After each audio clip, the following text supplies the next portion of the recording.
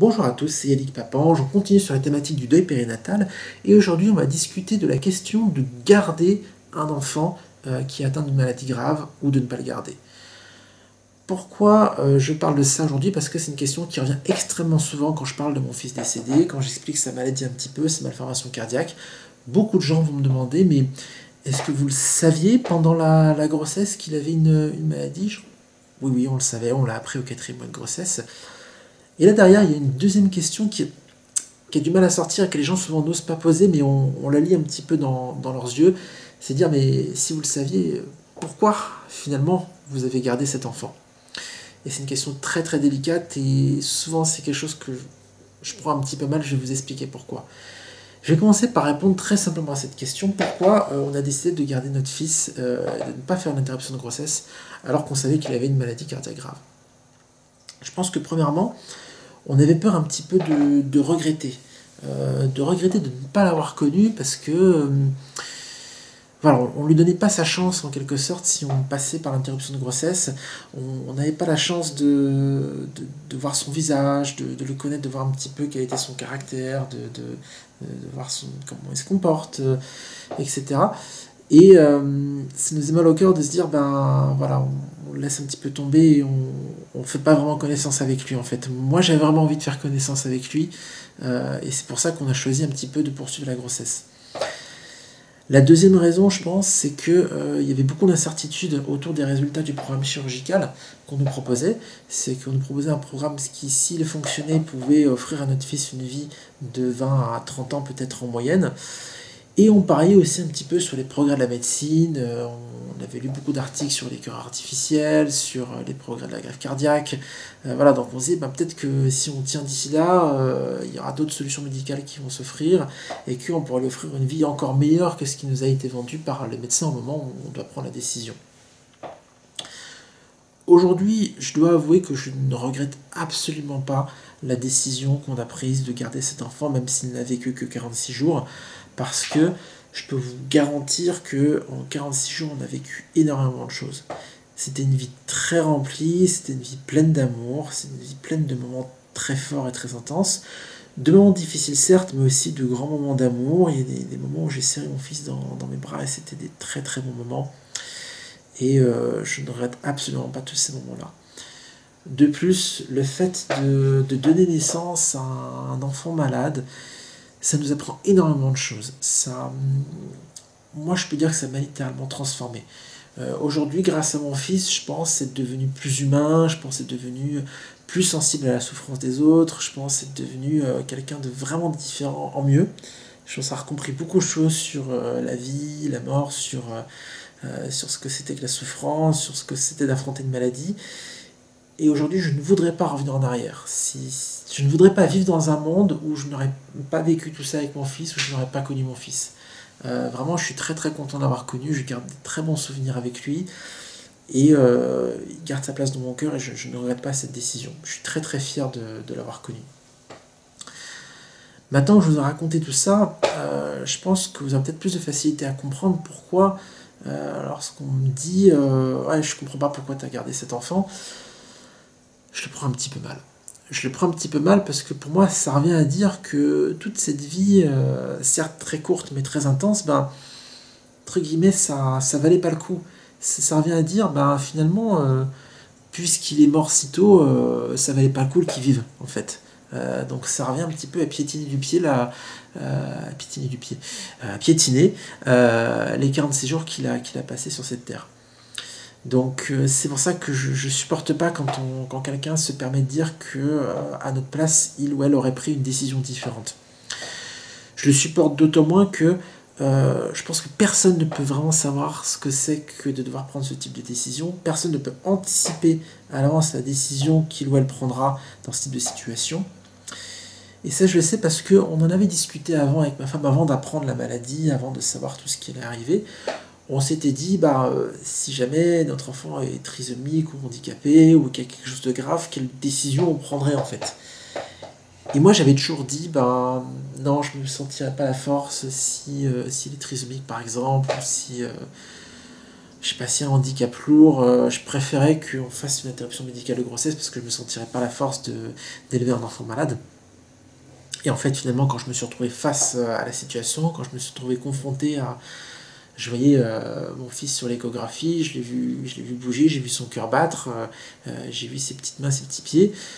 Ah ouais, ok, c'est pas si facile que ça de prendre ce genre de décision. On peut pas juste annuler le truc et dire non, non, je suis pas capable d'assumer la maladie, alors je me débarrasse de mon enfant. Non, ça se passe pas comme ça. On s'attache très très vite à un enfant, et même s'il est malade, pour nous, c'était vraiment trop compliqué de faire l'interruption médicale de grossesse. Et aujourd'hui, je mets au défi quiconque d'être capable d'anticiper la décision qu'il prendra dans ce type de situation. On ne peut pas savoir tant qu'on ne l'a pas vécu parce que c'est vraiment très particulier. Nous, on a pris cette décision, en plus, on ne l'a pas prise comme ça. Parce que quand les gens en discutent et s'amusent à se projeter dans la situation, c'est un peu voilà, leur instinct qui parle, mais nous on était très accompagnés pour cette décision, on a rencontré une sage-femme, on a rencontré des cardiologues, on a rencontré une psychologue, on a fait des examens complémentaires pour voir s'il n'y a pas d'autres malformations associées, s'il n'y a pas d'autres problèmes, on a pris le temps vraiment de réfléchir à notre décision. Donc quand quelqu'un annonce comme ça, un peu comme une décision du café du commerce, ouais, moi je l'aurais pas gardé. Voilà, j'ai envie de dire, tu sais pas de quoi tu parles.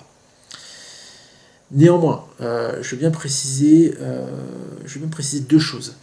Premièrement, ça ne veut pas dire que je ne respecte pas les gens qui font un choix différent. J'ai un énorme respect pour les gens qui choisissent de faire une interruption médicale de grossesse. Pour moi, c'est un choix extrêmement compliqué dans tous les cas, et c'est un choix qu'on fait toujours avec son cœur. Quand on choisit une interruption médicale de grossesse, c'est généralement, j'imagine ce que j'ai pu entendre, après je n'ai pas vécu ça, c'est généralement parce que on souhaite éviter à notre enfant une vie pleine de souffrance, on souhaite éviter une situation extrêmement compliquée qui n'apportera que de la douleur. Et c'est un très grand acte d'amour de faire le choix très courageux d'interrompre la vie de l'enfant un peu prématurément, voilà, pour éviter toutes ces souffrances. Donc moi j'ai beaucoup de respect pour ces gens-là, je pense qu'il n'y a pas de bon ou de mauvais choix, il n'y a qu'un choix qu'on fait avec son cœur, et je pense que dans tous les cas il faut respecter tous les choix. Et c'est une des premières choses qu'on nous a dites à l'hôpital Necker quand on a commencé à parler de ça, c'est dans tous les cas, quel que soit votre choix, on vous soutiendra. Ils étaient prêts à nous aider, peu importe ce qu'on choisissait, ils étaient prêts à nous soutenir si on changeait d'avis, vous pouvez changer d'avis, vous commencez à préparer pour l'IMG, puis finalement vous voulez aller jusqu'à la naissance, c'est possible aussi. Voilà. La deuxième chose que je voudrais préciser, c'est que certes aujourd'hui je ne regrette pas ce choix, mais ça ne veut pas dire que je ferai le même choix si ça devait nous arriver à nouveau. Si on avait un nouvel enfant atteint d'une grave malformation ou d'une maladie très compliquée, peut-être, je dis peut-être parce qu'encore une fois, nous non plus on ne peut pas savoir comment on réagirait dans la situation si elle se présentait à nouveau, peut-être qu'on choisirait cette fois-ci l'interruption médicale de grossesse. Ce qui me fait penser ça, c'est que j'ai vécu un peu les hôpitaux, les diagnostics, les soins post-opératoires, la réanimation, tout ça. C'est usant. C'est quelque chose d'épuisant, de très drainant, et à l'époque, ça m'a vraiment vidé de mes forces. Et aujourd'hui, je ne sais pas si je serais capable d'affronter tout ça à nouveau. De recommencer, de passer les différentes phases à l'hôpital, tout ça, ça serait... je pense que ce serait au-delà de mes forces. Après, je sais pas, mais là, aujourd'hui, je pense que je choisirais plutôt l'interruption médicale de grossesse, et ma femme serait aussi de cet avis. Voilà. L'autre truc dont je voulais parler, oui. Pourquoi c'est un sujet qui me tient à cœur, c'est que il y a eu un incident qui nous est arrivé, qui nous a énormément blessés, malheureusement. C'est arrivé le jour où on a célébré les funérailles de notre fils. Donc les funérailles, c'est un moment très intense, très difficile. C'est un moment où on rend hommage à la vie de la personne qui nous quitte. On rend hommage à ce qu'elle a vécu, à ce qu'elle nous a apporté. Il y a eu des très très beaux discours ce jour-là qui rendaient hommage à notre fils. Donc voilà, on est vraiment au summum de respecter la vie, de faire en sorte que la personne s'en aille avec dignité. Et le soir même, quand on est rentré des funérailles, on a reçu un message sur Facebook d'une amie qui nous a dit toutes mes condoléances, même si je ne partageais pas votre décision. On s'est regardé avec ma femme et de quoi elle parle, la décision de garder un enfant. me dit oui, la décision de garder l'enfant, moi je suis pas hypocrite, je dis franchement ce que je pense, voilà, moi à votre place j'aurais pas gardé l'enfant, voilà, je pense que ça valait pas le coup. Bon. Et elle nous a balancé ça comme ça. Et je trouvais ça particulièrement insultant par rapport à tout ce qu'on venait de vivre, par rapport à la célébration qu'on a vue de la vie de notre fils. Donc je l'ai super mal pris, je l'ai envoyé balader, je lui ai expliqué un petit peu pourquoi ce message était très très blessant. Et après, ben, on a tout simplement effacé notre vie. Aujourd'hui, je ne veux plus entendre parler d'elle. Donc voilà, donc je tenais à parler de ce sujet-là pour ces raisons-là, parce que ça peut être une source de blessure si on en parle avec maladresse à quelqu'un qui a perdu un enfant. Donc toujours respecter la décision des parents de l'enfant en question, toujours garder une distance et une certaine humilité face à cette décision. Dans tous les cas, n'hésitez pas à témoigner, à laisser en commentaire si vous avez été confronté à ça en tant que parent, ou si vous avez été confronté à ça parce que vous avez des amis qui ont perdu un enfant. Voilà, n'hésitez pas à expliquer comment les échanges se sont passés. Je suis toujours friand de nouveaux témoignages. Dans tous les cas, abonnez-vous à la chaîne et mettez un petit pouce vert. Voilà, merci beaucoup. À bientôt, j'espère que la vidéo vous a plu.